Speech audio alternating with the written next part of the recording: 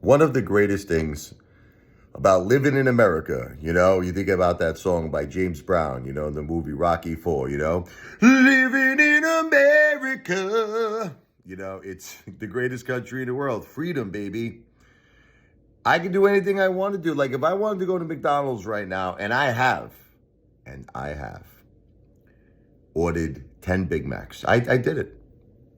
15. I'm not kidding you. Because I would make these gigantic patties that were insane. Like 20, 25 patty Big Macs. I made videos, 15, 16 patty Whoppers. Forget about it. Maron, I could do it. No one says oogats to me. Oogats. You might say, what is oogats? That means nothing. Slang and Italian for zero. No, they'll say nothing. You want to order 100 Big Macs? Go for it. Do it. Do it. No questions from the staff at McDonald's. They give me whatever I want, or Burger King, or anywhere I go. But for some reason, in our medical system, okay, when you're critically ill, my wife is dealing with a very, very rare cancer, meningeal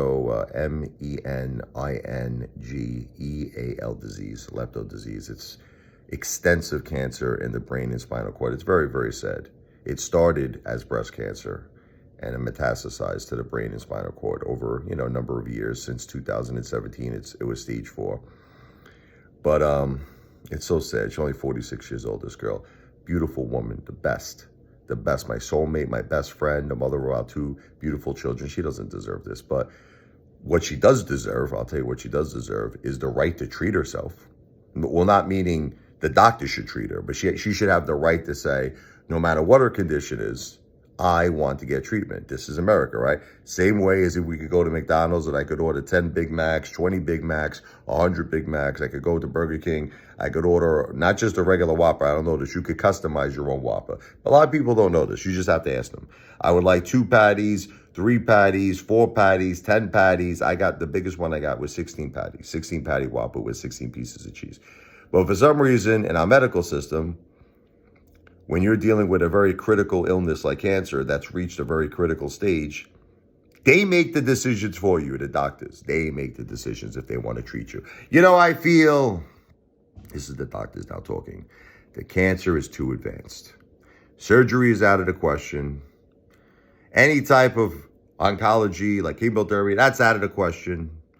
Radiation is out of the question. Everything's out of the question, okay? And even if there are certain drugs, okay, that might even help. They say, I do not feel, in my opinion, this is the doctor, that you are in stable enough condition to receive or tolerate this treatment with its potential side effects. But the question is, what gives the doctors the right to be God? Aren't we in America, or is this Nazi Germany? Because explain this to me. This is in China, right? This is America we're living in. Okay, so we could go to McDonald's. We could order 10, 20, 100 Big Macs. When we're healthy, when we're doing well.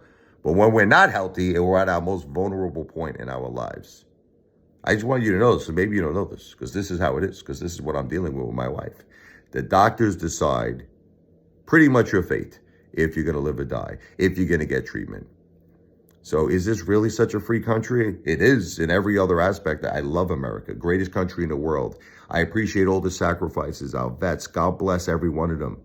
God bless all military personnel who has done everything for us to have this amazing freedom that we enjoy every day. But the question is, do we enjoy it when we're critically ill? Because I'm seeing my wife who's critically ill and she's not really getting a fair shake. For an entire month, she has been sitting in a hospital not getting any treatment for her cancer, which, by the way, is so severe, her cancer, you need to treat it immediately, this lepto disease. You need to treat it ASAP. Day 1, you got to treat this thing. You can't wait. You can't even wait a day, because people could pass away as soon as a month or 2 months. That's how serious this is. And they're not treating her. So it's almost like they're basically making up her mind, my mind, her family's mind for my wife. The doctors are making up her mind. You're not in good enough shape to receive any treatment. And there's nothing you can do about it, because it's a universal belief. I called up all these different hospitals all over the place, and they all feel the same way. She is not in stable enough condition. So bottom line, my wife has to get stable, meaning Now, how do you get stable when you're dealing with a terminal illness that's increasing every day, spreading every day? How do you get stable? How do you get better? But that's what they want. So my wife has to pull a miracle. All I need is a miracle. All I need is you. I love my wife, Jennifer. And she's probably the woman who could do it because she's a fighter, baby. She's a fighter like Rocky Balboa. She could probably do it. And I hope she could do it. Because if she gets better, she's currently on a ventilator, gets off the ventilator, she has to get a final procedure done, which is a shunt, which is draining the fluids in her brain that's unfortunately being stuck due to hydrocephalus. She has currently a temporary port that's diverting these fluids. It's called an EVD. That was a surgical procedure done. But she has to get a shunt. Now you might say, why do they do all of that? I don't know. It's like, it doesn't make any sense. The doctors feel that that's a comfort care. That's what they feel. So they'll do something like a shunt or an EVD because it's comfort care. We want the patient to be comfortable. Okay? You know, that's why they'll do all the everything is to stabilize the patient. Your oxygen, the blood pressure goes down. They'll give her medication to bring the blood pressure up. Comfort. But what about saving the person's lives? You know, these people are psychos. These people are Norman Bates, these doctors. You want to know how crazy they are with this comfort care? You want to know how crazy they are? You want to know? Because I'm going to tell you how crazy they are.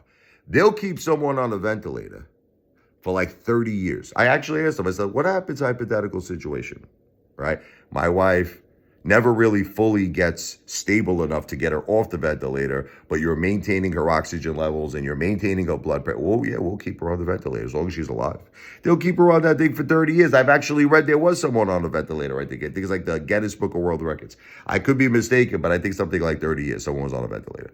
But they will not give the life-saving treatment. They won't do it because we feel they're not stable enough. Does that make any sense to you? Well, this is what we're dealing with in the medical system in America. And it's pretty damn Norman Bates crazy if you ask me. Now, once again, nothing I said was medical advice. This is all just subject to my opinion. Hey, as an American, this is one thing you're not going to take away from me. My freedom of speech, the First Amendment. Okay, so tough effing shit if you don't like what I have to say. The medical community. Tough shit. You suck.